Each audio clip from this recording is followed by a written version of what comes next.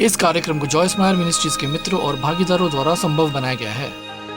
मैं कुछ नहीं कर सकती, ये बहुत कठिन है। लेकिन लेकिन लेकिन लेकिन क्षमा करें, लेकिन आपको अपने लेकिन से छुटकारा पाना है।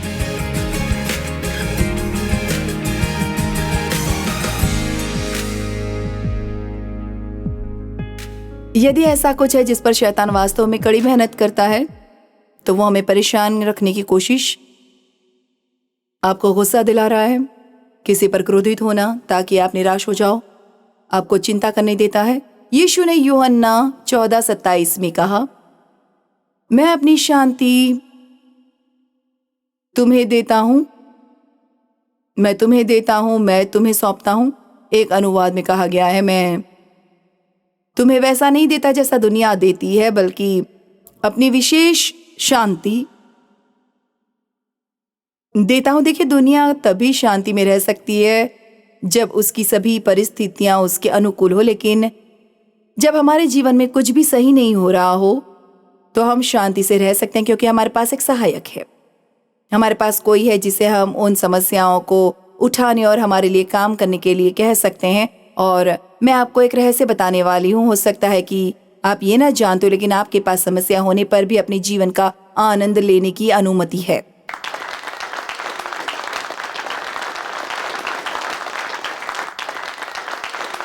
और बहुत से लोग ये नहीं जानते, उन्हें लगता है कि वे अपनी समस्याओं के बारे में चिंता करने के लिए बाध्य हैं।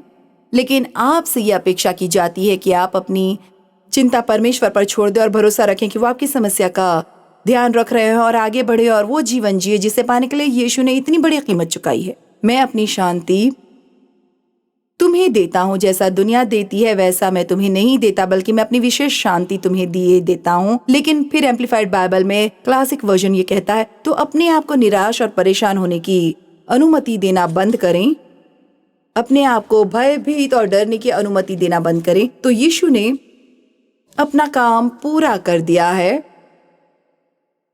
अब हमें अपना काम करने की जरूरत है। आप कहते हैं, ठीक है, मैं कुछ नहीं कर सकता। खैर, ये एक बहाना है जिसे आपको आज रात दूर करना होगा।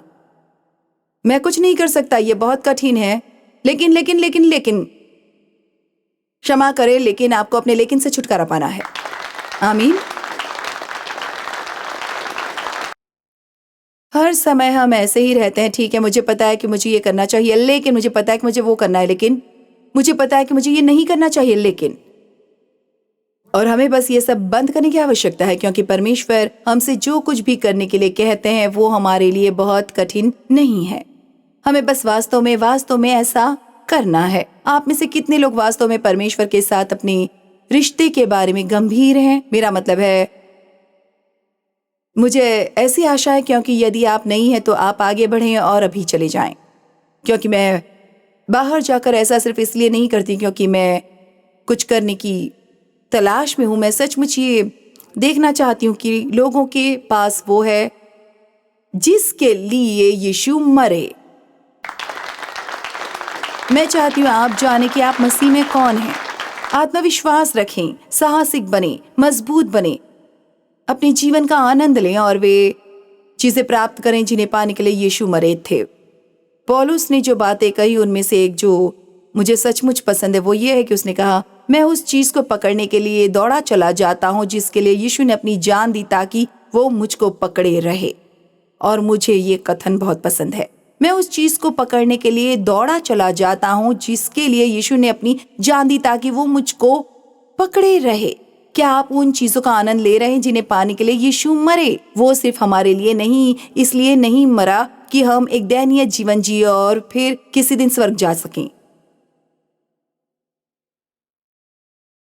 किसी दिन स्वर्ग जाने के अलावा नया जन्म लेने के लिए और भी बहुत कुछ है। ये तो बहुत ही अच्छी बात है और मुझे लगता है कि अगर इसके अलावा कुछ नहीं होता तो ये इसके लायक होता। लेकिन यूहन्ना 10:10 बहुत स्पष्ट है, चोर केवल मारने, चोरी करने और नष्ट करने के लिए आता है।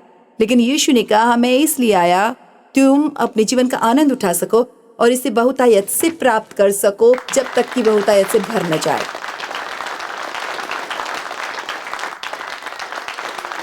और रोमियो 14:17 कहता है, परमेश्वर का राज्य खाना और पीना नहीं है, परंतु ये पवित्र आत्मा से धार्मिकता, शांति और आनंद है। धार्मिकता का अर्थ है कि आप जानते हैं कि मसीह के लहू के द्वारा आपको परमेश्वर के साथ सही बनाया गया है, कि आपके पाप क्षमा कर दिए गए हैं। आपको दोषी और निंदनीय जीवन नहीं जीना है। जब आप जानते हैं कि आपको शांति मिल सकती है और जब आपके पास शांति है तो आपको आनंद मिल सकता है। इसलिए हम आज रात इन चीजों पर एक साथ काम करेंगे और हर किसी को पूरी प्रगति करने में मदद करेंगे। जब डेव और मैंने अपनी सेवकाई शुरू की, 5 साल तक मैंने घर पर बाइबल सिखाया। वो मेरे शुरुआती वर्ष थे। मैं कुछ भी नहीं जानती थी और मैं बस चीजें सीखती और उन्हें उन लोगों को सिखाती जो बाइबल अध्ययन के लिए आ रहे थे। मेरे घर में हर मंगलवार रात को लगभग 25 लोग आते थे और मैं उसके प्रति विश्वास योग्य थी और संभवतः इसके लिए मैंने अब की तुलना में और भी अधिक कठिन अध्ययन किया, क्योंकि मैं तब की तुलना में अब अधिक जानती हूँ। लेकिन फिर मुझे ऐसा लगा जैसे मुझे उन बाइबल अध्ययनों को बंद कर देना चाहिए और मैं एक चर्च में काम करने के लिए गई। मेरे शहर में एक नया चर्च था और उन्होंने मुझसे एक महिला बाइबल अध्ययन शुरू करने के लिए कहा, जो मैंने किया और ये बहुत तेजी से विकसित हुआ और बहुत बड़ा हो गया। इस सभा में प्रति सप्ताह 400-500 महिलाएं आती है और इसलिए तब परमेश्वर ने वास्तव में मेरे साथ ऐसा व्यवहार करना शुरू किया कि उसका मेरे साथ यही अंत हो गया। धन्यवाद प्रभु। और मुझे सेवकाई लेना था और उत्तर, दक्षिण, पूर्व और पश्चिम जाना था और मेरे पास कई कन्फर्मेशन थे, क्योंकि मैं बाहर निकलने से घबरा रही थी। मेरे पास पैसे नहीं थे, मेरे पास कोई वास्तविक योग्यता नहीं थी, मेरी मदद करने वाला कोई नहीं था। मेरे पास परमेश्वर थे और कोई भी मुझे नहीं जानता था, उत्तर या दक्षिण, पूर्व या पश्चिम। तो मुझे अब्राहम जैसा महसूस हुआ जब परमेश्वर ने कहा, अपना तंबू समेटो और जाओ। लेकिन उसने उसे ये नहीं बताया कि कहाँ जाना है। खैर, जिस दिन मैंने अपनी नौकरी छोड़ी उस दिन मुझे ऐसा ही महसूस हुआ। उन्होंने मेरे लिए कोई बड़ी भेंट नहीं ली और मुझे अपना सेवकाई शुरू करने के लिए बहुत सारा पैसा नहीं दिया। मैं उत्तर, दक्षिण, पूर्व और पश्चिम जाने के लिए एक कैलकुलेटर और एक टूटे हुए डेस्क के साथ निकली। तो मैंने बस वही किया जो मैं करना चाहती थी। हम सेंट लुइस में रहते थे और जो हम अभी भी वहाँ रहते हैं, और इसलिए हमने उत्तरी सेंट लुइस में महीने में एक बार मिलना शुरू कर दिया। और मैंने 50 लोगों और 70 लोगों और 60 लोगों की हजारों सभाएं की। और अगर मुझे कभी 100 लोग मिले तो मुझे लगता था कि मैं मर जाऊंगी। छोटी शुरुआत के दिन तो तुच्छ न समझें। यदि आप विश्वास योग्य हैं, यदि आप परमेश्वर द्वारा उपयोग किया जाना चाहते हैं और आप उन शुरुआती वर्षों में विश्वास योग्य हैं, तो आखिरकार चीजें बढ़ेंगी। इसमें हमेशा हमारी अपेक्षा से अधिक समय लगता है, लेकिन ईमानदारी से कहूं, ये अच्छा है। टूटते सितारे आमतौर पर जितनी तेजी से ऊपर जाते उतनी तेजी से नीचे भी गिर जाते। आपके पास सीखने, बढ़ने और कुछ चीजों से गुजरने के लिए समय होना चाहिए। कम ऑन, मैंने कुछ चीजों से गुजरने के लिए कहा है, क्योंकि इससे हम अनुभव प्राप्त करते हैं। इब्रानियों 5 कहता है कि यीशु ने उन चीजों के माध्यम से अनुभव प्राप्त किया जो उसने सहन की और उन्होंने उसे लेखक और हमारे उद्धार का स्रोत बनने के लिए तैयार किया। मुझे वो अच्छा लगता है। मैं इसे फिर से कोट करूंगी, क्योंकि ये कौर कहता है, यीशु ने उन चीजों से सीखा जो उसने सहन की और उसने अनुभव प्राप्त किया। आप में से कितने लोगों के पास कुछ अनुभव है? ठीक है, यदि आप उसके बारे में कड़वे नहीं हो तो तब शायद परमेश्वर किसी और की मदद करने के लिए उनका उपयोग कर सकते हैं। हो सकता है कि आपके पास इस तरह की कोई सेवकाई न हो, लेकिन हम सभी के पास एक मंच है। ये आपके घर के पीछे की बाड़ हो सकती है, ये कार्यस्थल हो सकता है, लेकिन हम सभी के पास एक मंच है। और यदि हर कोई जो खुद को मसीह कहता है तो वो दुनिया से बाहर निकले और मसीह की तरह व्यवहार करे।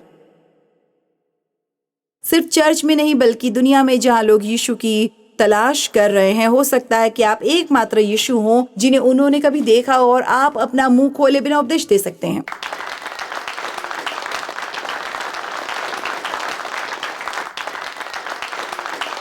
और इसलिए वो अनुभव जो यीशु ने उसे दिया, और आप में से कुछ को अभी इसका एहसास नहीं है क्योंकि आप कुछ कठिन समय से गुजर रहे हैं, लेकिन आपको उपकरण मिल रहे हैं, आपको वो मिल रहा है जिसकी आपको आवश्यकता है। कम ऑन, आप में से कितने लोगों ने कभी परमेश्वर से आपका उपयोग करने के लिए कहा है? अच्छा प्रियो, ये चालू है।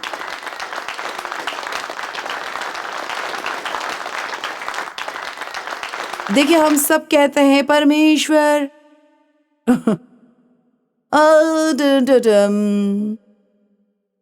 मैं सब कुछ समर्पण करती हूँ। वास्तव में ठीक है, खैर इसे आजमाएं और देखें कि आप कितने गंभीर हैं। ठीक है, भेंट में एक्स्ट्रा $10 दें। ठीक है, मैं इसके बारे में नहीं जानता।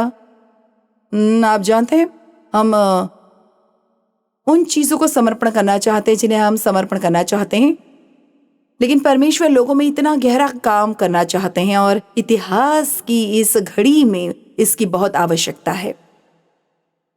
दुनिया कुल मिलाकर हमारा सम्मान नहीं करती, और वे ऐसा क्यों नहीं करते? इसका कारण यह है कि बहुत से लोग बस थोड़ा सा मसीह ज्वेलरी पहनते हैं और चर्च जाते हैं और अपनी बाइबल साथ लेकर चलते हैं, लेकिन वे वास्तव में उस दुनिया में जीवन नहीं जीते हैं जहां लोगों को उन्हें देखने की आवश्यकता होती है।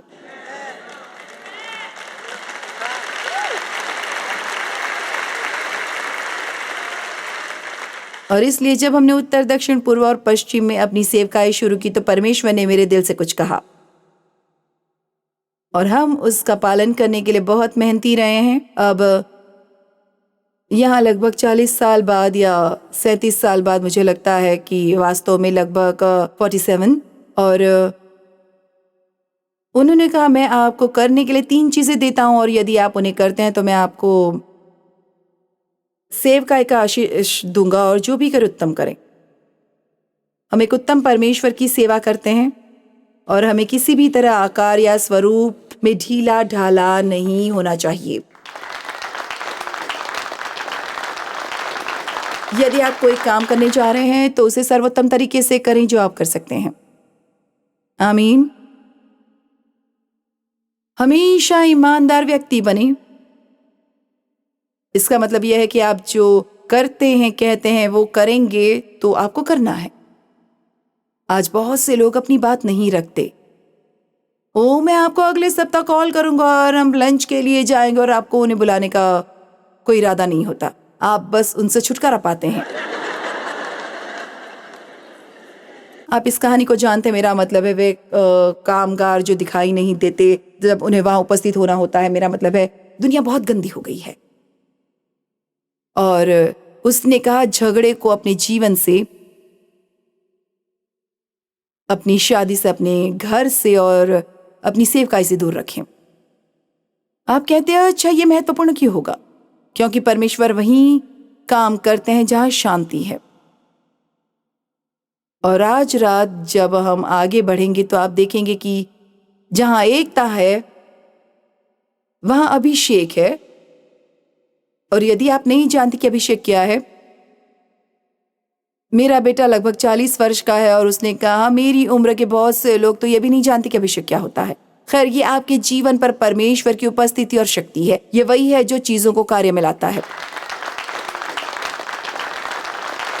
मैं यहाँ खड़ी होकर सभी सही बातें कह सकती हूँ, लेकिन अगर मेरे जीवन में कोई अभिषेक न होता तो आप सभी इतने उब जाते कि ये दयनीय हो जाता। आप में से कुछ लोग इतने दूर से और पार्किंग स्थल में किसी महिला को खड़े होकर बातचीत सुनने के लिए $15 का भुगतान करके क्यों आते हैं? क्योंकि ये परमेश्वर का अभिषेक है जो हमारे जीवन के बंधनों को तोड़ता है। लेकिन अगर मैं अपने जीवन में उस अभिषेक को पाना चाहती हूँ, यदि आप उस अभिषेक को अपने जीवन पर पाना चाहते हैं और आप चाहते हैं कि आप जो भी करें उसमें आपको आशीष मिले, तो आपको शांति और सहमति से रहना सीखना होगा। और मैं तुरंत कह दूं, समझौते में रहने के लिए आपको हर किसी के साथ सहमत होना जरूरी नहीं है। आप सीख सकते हैं कि कैसे सही रीति से असहमत होना है। आपको अपनी राय रखने का अधिकार है, लेकिन आपको हमेशा इसे देना जरूरी नहीं है। मैं वो बात फिर से कहना चाहती हूँ, आपको अपनी राय रखने का अधिकार है और मुझे अपनी राय रखने का आपके अधिकार का सम्मान करना चाहिए। हम सब एक जैसे नहीं हैं, हमारी शख्सियतें अलग अलग हैं, हम अलग अलग पृष्ठभूमि से आते हैं, हम अलग अलग तरह से सोचते हैं, कभी कभी एक ही चीज के बारे में भी। लेकिन परमेश्वर उम्मीद रखते हैं कि हम साथ रहें। हमें साथ आने का रास्ता ढूंढना होगा और ये केवल इसी माध्यम से होने वाला है। इस शब्द के लिए तैयार हो जाइए, नम्रता। एक व्यक्ति थोड़ा सा खुश है।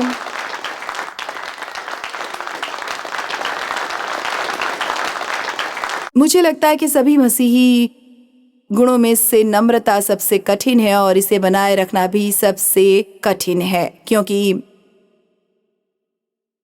हमारी देह में ऐसा कुछ भी नहीं है जो स्वयं को नम्र करना चाहता हो। हम प्रथम होना चाहते हैं, हम इंचार्ज बनना चाहते हैं, हम सही होना चाहते हैं, हम आखिरी निर्णय देना चाहते हैं। हम नहीं चाहते कि कोई हमें बताए कि क्या करना है। और ये विशेष रूप से आज एक समस्या है। मेरा मतलब है, लोग नहीं चाहते, मुझे मत बताओ कि क्या करना है। मेरा मतलब है, हमारे यहाँ भी लोग इस तरह से एक मसीही सभा में आते हैं और हम एक सेक्शन को बंद कर देते हैं जहाँ हम नहीं चाहते कि लोग बैठे, और वे कहते हैं मैं जहाँ चाहूँ वहाँ बैठूं। अरे अरे चले जाइए यहाँ से, कुछ नहीं सीखेंगे आप, क्योंकि आपके पास कुछ भी सीखने के लिए खुला दिल नहीं है अगर ये आपका रवैया है।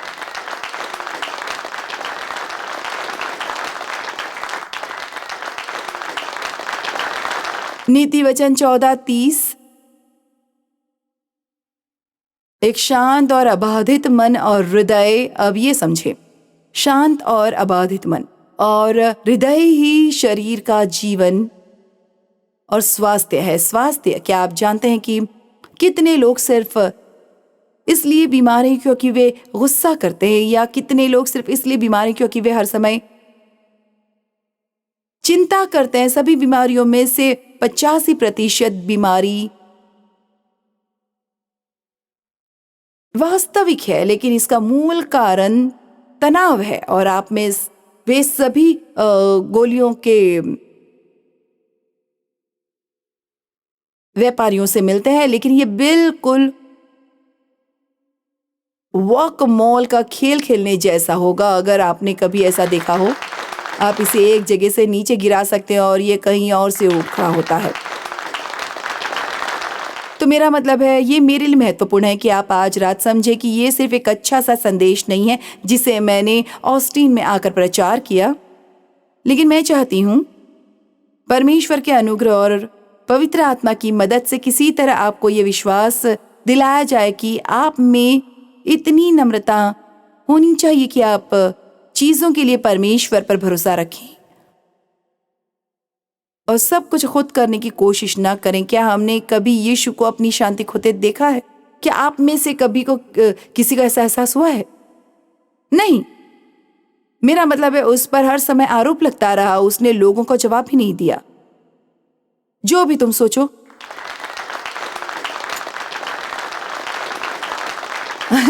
हम ऐसा क्यों सोचते हैं कि हमें यह साबित करने की कोशिश करनी होगी कि हम हर समय सही हैं? आप जानते, सही होना अत्यधिक ओवररेटेड है।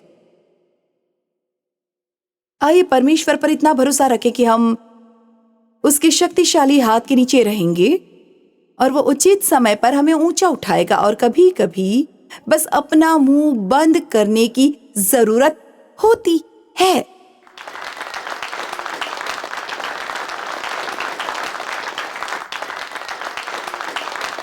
ओह, लेकिन ये बहुत कठिन है। जब कोई आप पर कुछ आरोप लगाता है या आपसे कुछ ऐसा कहता है जो आपको पसंद नहीं है, हमें अपनी रक्षा स्वयं करनी होगी। हमें खुद को यह विश्वास दिलाना होगा कि हम ऐसे नहीं हैं, आपने यह गलत समझा है। हम ऐसी बहुत सी चीज़ों पर बहस करते हैं जिनका कोई मतलब ही नहीं बनता। जब मैं अब उन चीज़ों के बारे में सोचती हूँ जिनके बारे में डेव और मैं बहस करते थे, तो आप बेवकूफ़ी के बारे में बात करते हैं। मेरा मतलब है ये सबसे बड़ी बेवकूफ़ी थी। मेरा मतलब है मुझे याद है कि हम इस बात पर बहस कर रहे थे कि टीवी पर कौन अभिनेता है। मैं हमेशा कहती हूँ कि डेव को लगता था कि हर कोई हेनरी फोंडा है और मुझे पता नहीं था कि वो कौन है। वो बहुत पहले चला गया है, तो आप में से कुछ लोगों को उसके बारे में कभी कभी नहीं सुना होगा, लेकिन मुझे ये इतना क्रोधित कर देता था कि वो हेनरी फोंडा नहीं, हाँ वो है, वो नहीं है। आप हमेशा सोचते हैं कि हर कोई हेनरी फोंडा है और वो फिर कहते हैं आप वो शब्द हमेशा मत बोलो। आप कहते हैं कि मैं हमेशा वो हूँ, और वो बस मुझे यही बताते हैं। लेकिन आप में से कितने लोग इस बात से सहमत है कि हम मूर्खतापूर्ण चीजों पर बहस करते हैं, इसका कोई मतलब ही नहीं बनता। या हम कहीं जा रहे हैं और मुझे लगता है कि उन्हें एक अलग रास्ता अपनाना चाहिए वहां पहुंचने के लिए, और इसलिए ये एक बड़ी बात बन जाती है। तो आप उस ओर क्यों नहीं जा रहे हो? खैर, मैं चुप क्यों नहीं रह सकती और उन्हें उस तरह जाने क्यों नहीं देती?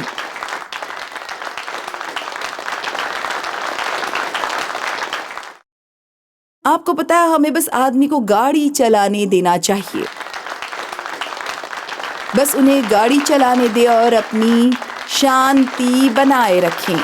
आमीन।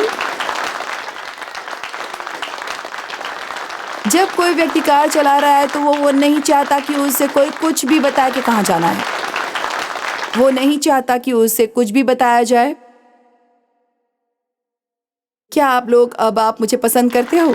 ये मैं आपकी मदद कर रही हूँ। ठीक है, हम बाद में कुछ और बातें करेंगे इसके बारे में।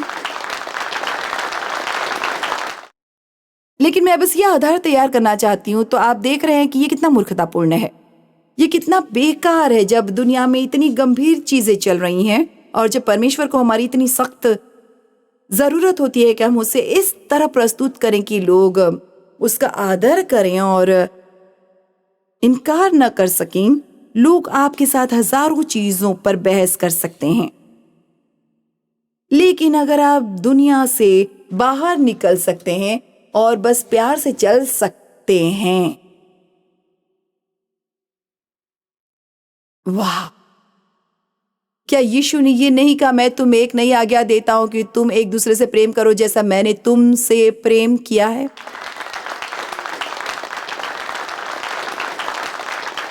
खैर,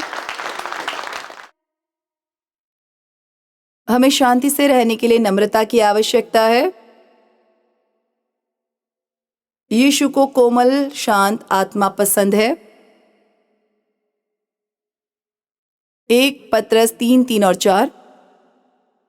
तुम्हारा काम केवल बाहरी साज सज्जा विस्तृत बालों को जोड़ने और गूंथने, आभूषण पहनने या कपड़े बदलने से न हो। और इसका मतलब ये नहीं है कि आपको ज्वेलरी नहीं पहननी चाहिए, कपड़े नहीं पहनने चाहिए, या अपने बाल ठीक नहीं रखने चाहिए। वो क्या कह रहा है कि आप एक दूसरे को प्रभावित करने की कोशिश में इतना समय बाहरी रूप में बिताते हैं। अब स्त्रियों, बस मैं इसे प्रेम की भावना से कह रही हूं, इसलिए इसे इसी तरह से ले। यदि हम आत्मिक रूप से तैयार होने में उतना ही समय बिताते हैं जितना हम बाहर जाते समय सुंदर दिखने में लगाते हैं, तो क्या मुझे इसे पूरा करने की जरूरत है? मेरा मतलब है, जब मैं उठती हूं तो ऐसी ही दिखती नहीं हूं। मुझे इस पर काफी समय तक काम करना पड़ा। आपको बाल धोने होंगे, मेकअप करना होगा, आपको बालों को कर्ल करना होगा, आपको बालों में कंघी करनी होगी, आपको अपने कपड़े ट्राई करने होंगे। अगर आपको ये पसंद नहीं, आपको दूसरे कपड़े पहनने होंगे। फिर आप कपड़ों का दूसरा सेट पहनते हैं और फिर इसे हर तरह से अच्छा दिखने की कोशिश में। और फिर इसका दूसरा पहलू भी है, ऐसे लोग हैं जिन्हें देखकर आप कहते हैं कि आपने सुबह दर्पण नहीं देखा। लेकिन ये सब इस बात का हिस्सा है कि हम परमेश्वर का प्रतिनिधित्व कैसे करते हैं और हम उनके सामने कैसे रहते हैं। आपका सिर्फ बाहरी हिस्सा ही तैयार न होने दे, बल्कि वचन 4, इसे एक सौम्य और शांतिपूर्ण आत्मा के अविनाशी और अमोघ आकर्षण के साथ हृदय के छिपे हुए व्यक्ति की आंतरिक सजावट और सुंदरता बनने दे, जो चिंताजनक या व्यथित नहीं है, लेकिन परमेश्वर की दृष्टि में ये बहुत कीमती है।